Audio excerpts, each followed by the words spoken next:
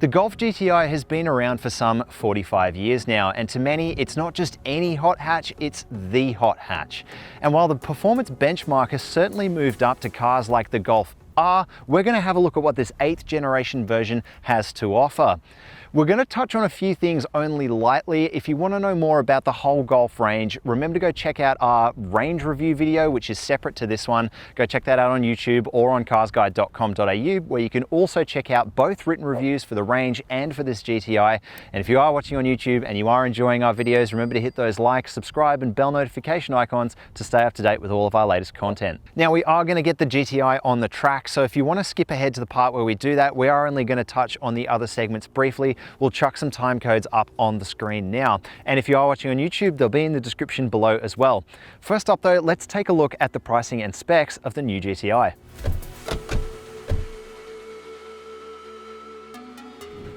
The GTI brings surprisingly few radical changes for the 2021 model year and arrives in a single automatic front-wheel drive variant wearing an MSRP of $53,100. Like the rest of the Golf range, that's a significant jump over the outgoing 7.5 version, although the standard equipment has taken a big jump too, to include the same cabin tech overhaul as the rest of the Golf range. This means a heavily digitized cabin with a 10.25-inch digital instrument cluster, 10-inch multimedia touchscreen with wireless Apple CarPlay and Android Auto connectivity, wireless phone charging, sat-nav, keyless entry and push start, the works. There is some pricey option packs. The luxury pack, which adds heated and cooled front seats, power adjustable driver's seat, leather interior trim, and a panoramic sunroof, as well as the sound and vision package, which adds a head-up display and Harman Kardon premium 9-speaker audio system. Inside takes you aback with its digital bits just like the rest of the Golf 8 range, but it's still missing some tactile controls like dials for volume and climate functions.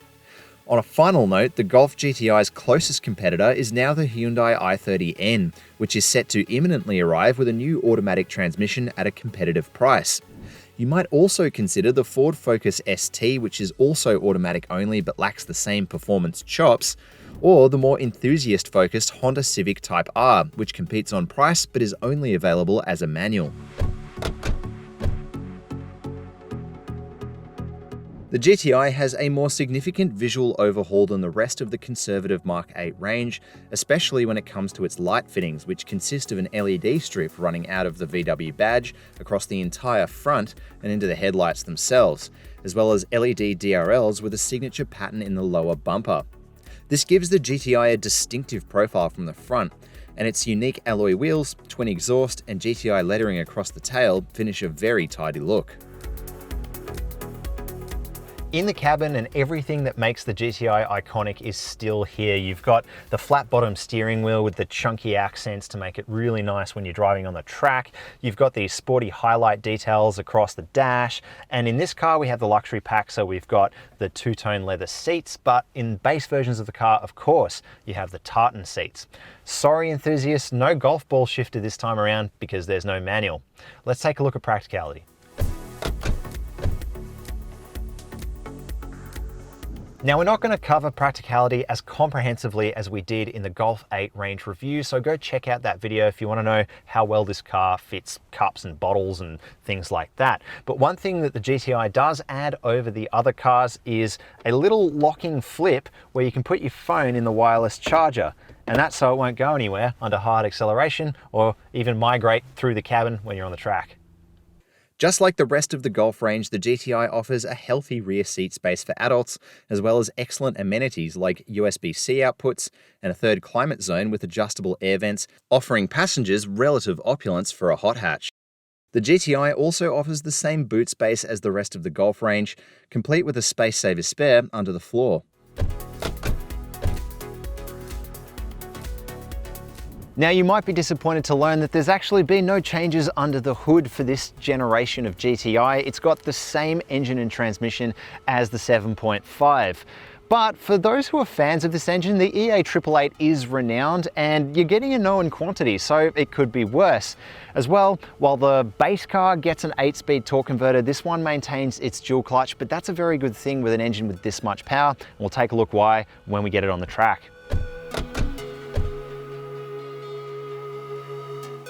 So yes, as you might think, the GTI is every bit the performer you'd expect it to be behind the wheel. We've had it around this track quite a few times, and the little areas where the brand has said it's improved, things like the lighter subframe at the front, the limited slip differential, now that one's a real key. That one transforms this car in the corners. Anyone who's driven a hot hatch with a limited slip diff will know it's the difference between understeer and no understeer, the difference between taking a corner fast and taking a corner really quite slow. And this car really is a blast when you're in the corners. It's where it excels. It's everything a modern hot hatch should be: controlled, enough power out in the corners, without needing to be four-wheel drive or bring that expense with it either. As you might expect, the GTI has much heavier steering than the rest of the Golf 8 range. It's also much firmer over bumps, and while that enhances its performance characteristics, it won't make it quite as good as the rest of the range around town.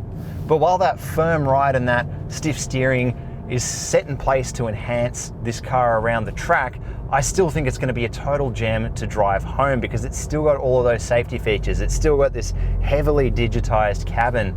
It's still got adaptive cruise control. It's still got all of the comfort in the seats that I'd expect. This isn't a dedicated track weapon, and it really carves out that GTI niche.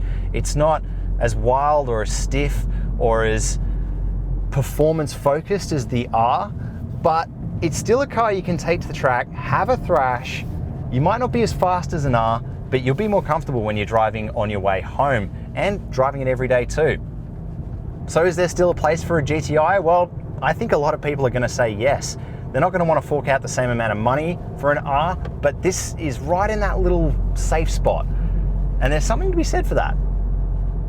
The transmission too, a dual clutch suits a car like this. You do need this much power to make it worth it. I do think the 8-speed transmission in the base car belongs there.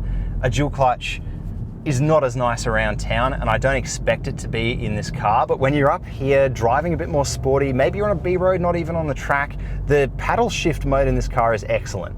It's extremely responsive, and that's what you want from a paddle shift mode. You don't want a transmission to have a second of delay to think about it. You want it to just crack through the gears, and that's the beauty of a dual clutch, and that's been on full display here today at the track. This transmission belongs with this engine, but not in a car lower than this. And so I think really what we're looking at here is the Golf range in its best iteration, possibly ever. And yes, sorry enthusiasts, there's no Golf ball shifter, no manual. Yet again this time around, the range is automatic only. But as Volkswagen say, it's faster. So what do you think? Has Volkswagen done enough this time around with the Mk8 GTI by improving its suspension and handling package? Let us know in the comments below. Does it need a new engine, or are you better off sticking with the EA888 and all the aftermarket support that it will now come with? That's another thought too. Either way, I think the GTI has managed to carve out its own little niche in the market where it kind of belongs. It's a comfortable car for the everyday, where you can really have a lot of fun if you do take it to the track or out on a B road on the weekend. By the time of publishing, we hadn't driven the car for long enough to pull a fair fuel consumption number, as most of our time was spent on the track. Regardless, the GTI has a figure a fair bit higher than the regular Golf range to go with its larger engine and more performance-oriented tune, despite its abundance of gear ratios in that dual-clutch auto.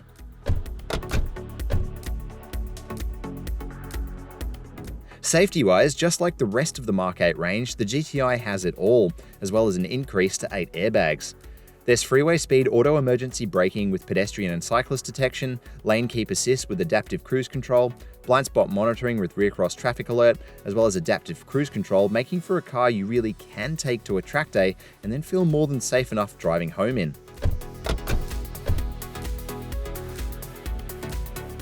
VW offers the GTI with its standard 5-year and unlimited kilometre warranty promise, and has more keenly priced service packs available to be bundled in at the time of purchase on finance if you wish.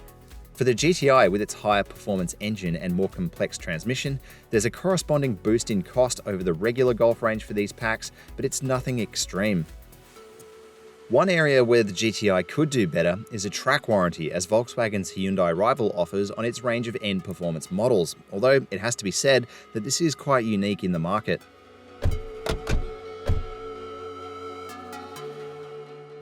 The GTI is still the iconic hot hatch, and while it's missing a new engine and transmission that some fans might have been looking for, it still ups the ante, if only a little, with some enhancements this time around. What do you think? Has Volkswagen done enough? Is there a place for the GTI in a world of Rs and A45s? Tell us what you think in the comments below, and if you enjoyed this video, remember to hit like, subscribe, and the bell notification icon to stay up to date with all of our latest content on YouTube, and read the full written review over on carsguide.com.au.